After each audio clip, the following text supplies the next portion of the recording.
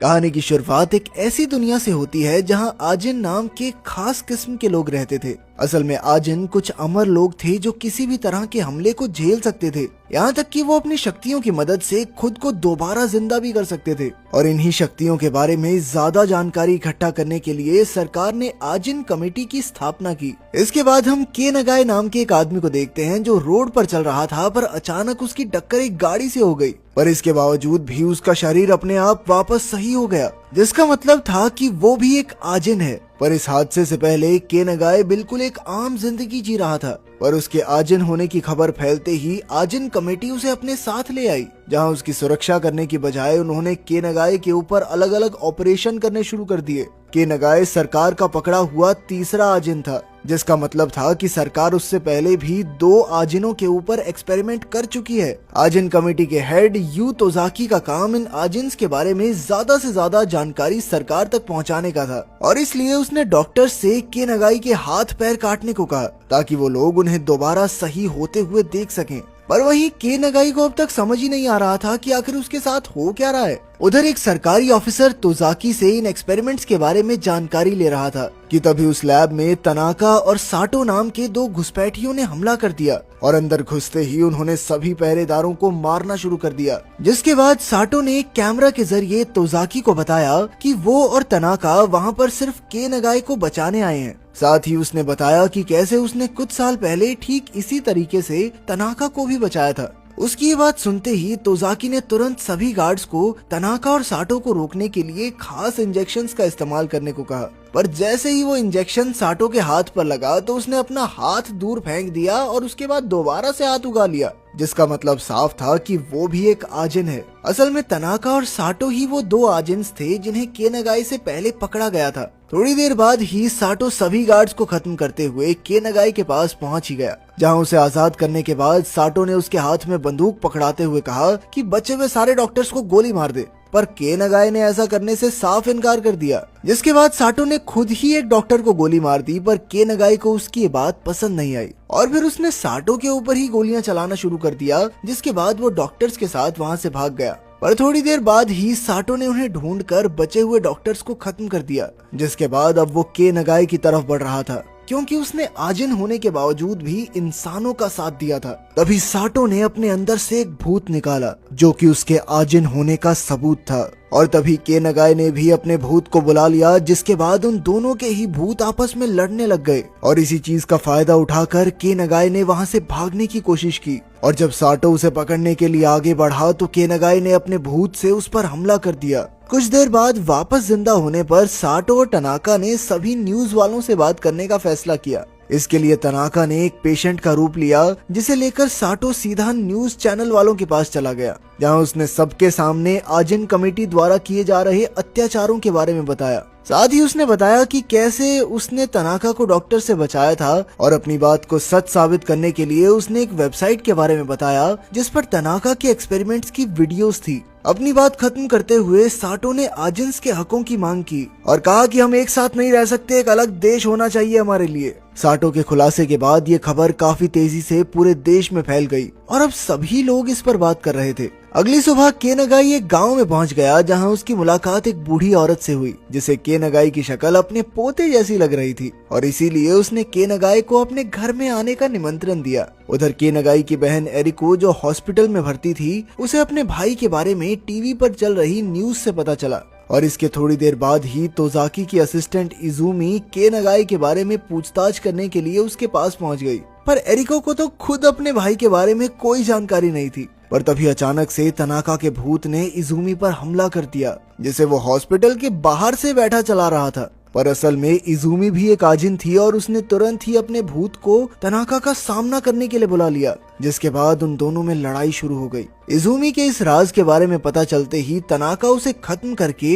एरिको को अगवा करने के लिए सीधा हॉस्पिटल के अंदर ही आ गया। पर तब तक उन दोनों के आसपास काफी सारे लोग इकट्ठा हो गए थे, जिन्हें देखकर तनाका चुपचाप वहां से चला गया। उधर तोजाकी मीडिया के सामने अपनी और सरकार की बेगुनाही को साबित करने में लगा हुआ था। उसका कहना था कि साटो के लगाए हुए सभी आरोप बेबुनियाद और बिल्कुल झूठे हैं। इधर के नगाए अभी भी उस बूढ़ी औरत के घर में ही रह रहा था, और अब तो वो अक्सर उस औरत की काम में मदद भी करता था। पर तभी एक दिन उसने रेडियो पर अपनी बहन के बारे में सुना, जिसे सुनते ही वो तुरंत छुप कर अपनी बहन से मिलने चला गया। केनागाई जानता था कि तनाका और साटो दोबारा एरिको पर हमला कर सकते हैं और इसीलिए वो अपनी बहन को अपने साथ उस औरत के घर ले आया। धीरे धीरे केनागाई ने खुद को ताकतवर बनाने के लिए मेहनत करना शुरू कर दिया और अब तो वो अपने अंदर मौजूद उस भूत को काबू करना भी सीख रहा था। उधर साटो ने एक वीडियो जारी किया जिसमें उसने सरकार को धमकी देते हुए कहा कि जल्द से जल्द मेरी सारी मांगों को मान लिया जाए और ऐसा ना करने पर उसने हेल्थ मिनिस्ट्री को तबाह करने की धमकी दी। इसके साथ ही उसने इस हमले की तारीख बताते हुए सभी एजेंट्स को अपने साथ जोड़ने के लिए कहा। हमले की तारीख के दिन हेल्थ मिनिस्टर बिल्कुल बेखौफ बैठा हुआ था और उसके मुताबिक बाहर खड़ी पुलिस के होते हुए उसका कोई क्या ही बिगाड़ लेगा।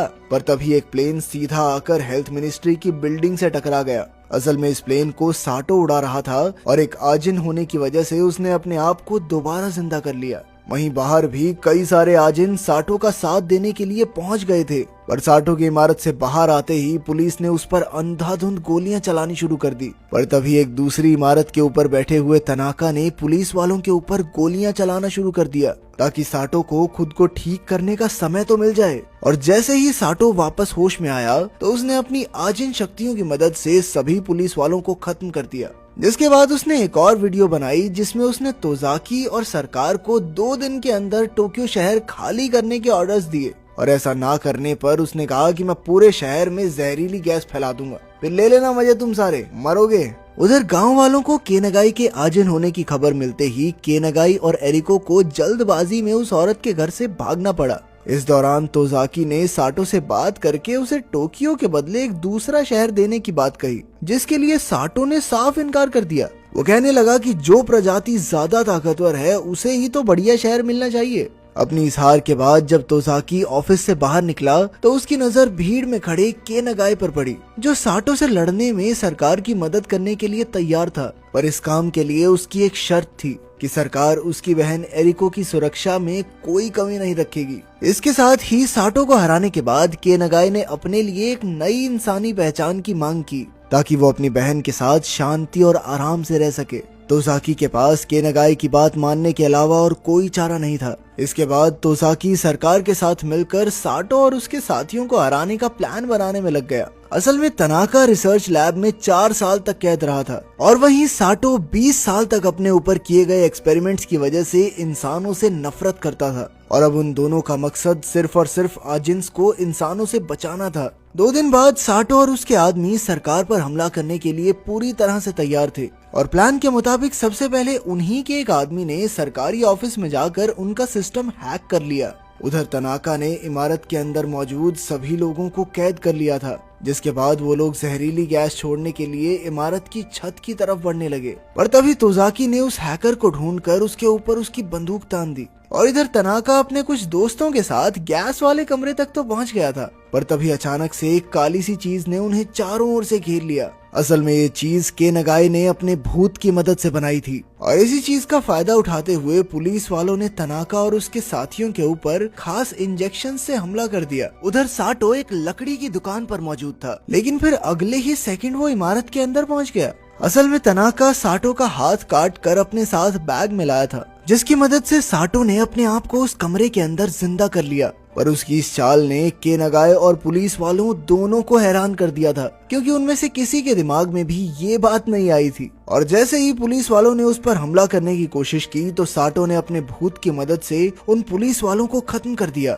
जिसके बाद उसने तनाका को वापस से जगाया और फिर वो दोनों सीधा उस जानलेवा गैस को लेने के लिए पहुंच गए। गैस मिलते ही साटो पूरी रफ्तार से छत की तरफ भागा। यहाँ पर उसने केनागाई को भी बुलाया हुआ था और थोड़ी ही देर बाद केनागाई उसे रोकने के लिए वहाँ पहुँच गया और फिर देखते ही देखते उन दोनों के बीच एक खतरनाक लड़ाई शुरू हो गई। और वहीं दूसरी तरफ उन दोनों के भूत भी आपस में लड़ रहे थे। उधर तोजाकी ने तनाका को ढूंढ तो लिया था, पर तभी तनाका ने उसके ऊपर अपने भूत की मदद से हमला कर दिया, लेकिन ऐन वक्त पर उसे बचाने के लिए इजुमी वहां पर पहुंच गई। जिसके बाद उन दोनों के बीच भी लड़ाई शुरू हो गई, जिसमें उन दोनों के अंदर मौजूद भूत भी बराबर के हिस्सेदार थे। और इसी लड़ाई के बीच तोजाकी ने सही मौका ढूंढकर तनाका के ऊपर खास इंजेक्शन से हमला कर दिया, जिसके बाद वो वहीं पर बेहोश हो गया। उधर केनागाई और साटो के बीच अभी भी लड़ाई चल रही थी, पर इस बार केनागाई का ये नया रूप देखकर साटो उससे काफी प्रभावित हुआ और तभी के नगाए ने बड़ी ही चालाकी से साटो के पैर पर वो इंजेक्शन घुसा दिया,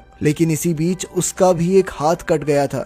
साटो के बेहोश होने के बावजूद उसके अंदर का भूत अभी भी जिंदा था और उसने साटो को फिर से जिंदा करने के लिए उसे तुरंत ही जान से मार दिया। ये देखकर के नगाए काफी ज्यादा निराश हुआ, क्योंकि उसके पास अब और लड़ने की शक्ति नहीं थी। पर जैसे ही साटो उस पर हमला करने के लिए आगे बढ़ा, तभी बहुत सारे पुलिस वालों ने वहां पहुंचकर उन दोनों को ही लिक्विड नाइट्रोजन गैस से जमा दिया, जिसके चलते वो दोनों वहीं पर जम गए। इसके बाद पुलिस वालों ने उनके बर्फ के पुतलों के छोटे छोटे टुकड़ों को तबाह करके साफ कर दिया, ताकि वो दोनों खुद को वापस जिंदा न कर सकें। पर थोड़ी देर बाद ही के नगाए ने लड़ाई में कटे हुए अपने हाथ की मदद से खुद को वापस जिंदा कर लिया, जिसके बाद वो शीशा तोड़कर सीधा बाहर की तरफ भाग गया। अगर वीडियो पसंद आई तो लाइक कर देना, चैनल को सब्सक्राइब कर देना। मिलते हैं अगली वीडियो में।